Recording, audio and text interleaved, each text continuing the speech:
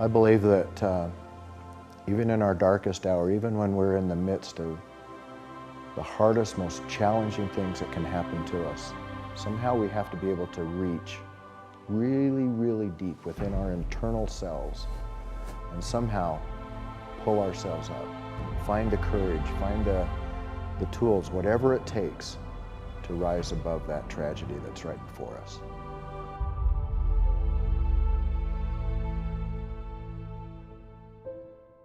In August of 1961, I was 6 years old. My mother had put me to bed, and next thing I know, she had come into my bedroom and woke me up. And I snuggled up next to my mom, and I put my arm around her, and she says, "Your father and I have had a fight, and I don't know what to do." For some reason, I knew that my mom needed to lock the front door and not let my stepfather come back in. So I pointed to the door and I said, "Lock the door. Don't let him come back into the house." And we had a conversation, and then she took me back to the bedroom and put me in bed, tucked me in, and then I'm not exactly sure how long it was, maybe an hour or so. I was woken up with a lot of loud noise, and I ran out of my bedroom and into the hallway. And down the hallway, I could see that the apartment door was open, and I could see that my mother was laying there. And I ran past the kitchen, and I heard this noise. I blocked it out what that was. That was actually my father had taken his life. He put a gun to his head, but my mother was there in the hallway, and she was laying down, and she was just in a pool of blood and was looking up at me. I could see that her eyes were still, she was still alive, but I leaned over and I tried to engage my mom, tried to talk to her. She couldn't talk, and I started, just crying, and it was just that sense of, oh my God, what's happened and what can I do? And yet I knew I couldn't do anything. I'm there, my mother is killed. My stepfather takes his own life in the kitchen, and it was just, it's hard to put into words what that was about that night. I'm in Germany. Within a couple of weeks, I'm shipped back to the United States. Then I get to Montpelier, Idaho, and here's Mrs. Anderson, and I end up doing this watercolor. I can still see it. It was a stagecoach and a sunset, and I get this thing done, and she comes up and she holds it up to the class, and she says, "Look what Gary Price did." And that feeling was just like, wow, I just did something great. I was in my last year of college at the University of Utah, kind of having a crisis, trying to figure out how can I get through this, seeing the light at the end of the tunnel. I ended up reaching out to another artist, and he happened to be a sculptor. I had never actually sculpted before and worked with clay. I was always, painting and drawing and the figure and that visual, colorful world.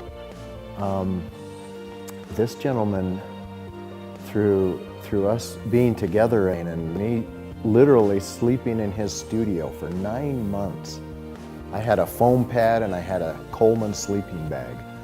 And every night I'd work with him all day long, weld, I'd grind, I'd do his patinas, all these things on his bronzes. Then at night I'd go up in the studio and I would work with clay and create and do three-dimensional. Instead of just creating an illusion, I was actually creating the object itself. And this was like, this was like magic to me. It was like coming home, that I can actually do this object instead of the illusion. And learned the art of sculpting. It was beautiful. And from then on, that resonated so deeply within my soul that has been my pursuit my entire life. I went back, I graduated, and have been sculpting full time. It's been exciting to see where these pieces have ended up, because I've come from my passion and been able to express myself. It's been fun to see them go to a Michael Jackson collection or have a 30-foot piece in front of Nu Skin. They've literally gone all over the world, and it's just been extremely rewarding.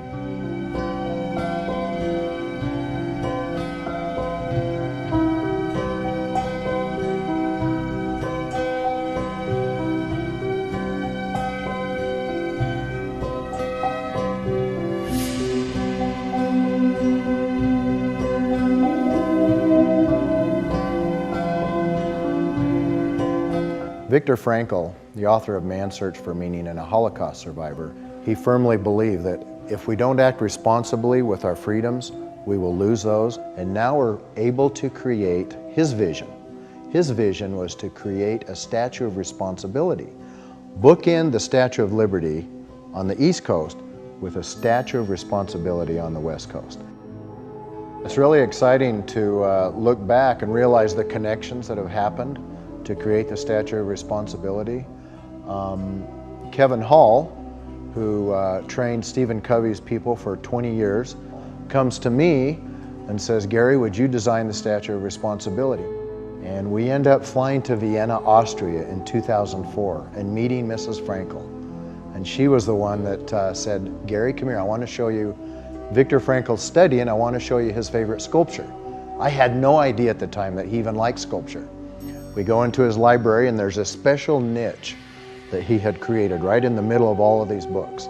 And it was a sculpture that she brought down and handed to me. It was called The Suffering Man. And it was a bust, a wooden carving, painted, of a man reaching up. And she said he used that as a metaphor for responsibility and that we're connected. And she said he would always ask the question, where's the hand reaching down? You bring to me a sculpture that answers my husband's question of this Statue of Responsibility. Someday we're going to be on top of this 300-foot monument. We're going to be up there dancing around and going, wow, life and the experiences in that, and being able to just celebrate and go, you know what? It was all worth it. It was all beautiful. Yeah, the trials and all those things happened, but we did something with it, and we crafted that, and we molded it, and we worked with it, and we did things that lift and inspire and help the entire planet, each and every one of us, individually and collectively.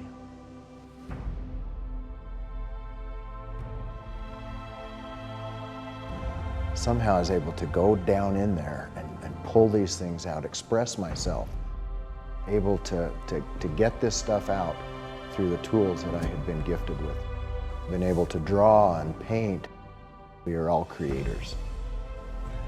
Man, I look back on my life and I think of all of the things that have happened, all the tragedies, all the great things. You know, it's been up and down, and things happen to every one of us. But I look at it and I think, okay, there's been some challenges and trials, but there's also been all those times when I've decided, okay, I'm going to do something with this. I'm going to take these things, I'm going to make something good out of it. I'm going to create and mold good things, great things that inspire and lift others. And then to realize how it's all come to this beautiful climax, this beautiful, pivotal, unbelievable opportunity to create something that is literally going to lift and inspire the planet. Every day we make decisions. We can think about what defines us. Is it our past, or is it where we're going? Is it what we want to do, or what's happened to us? We have the ability. We decide what we're going to create each and every day.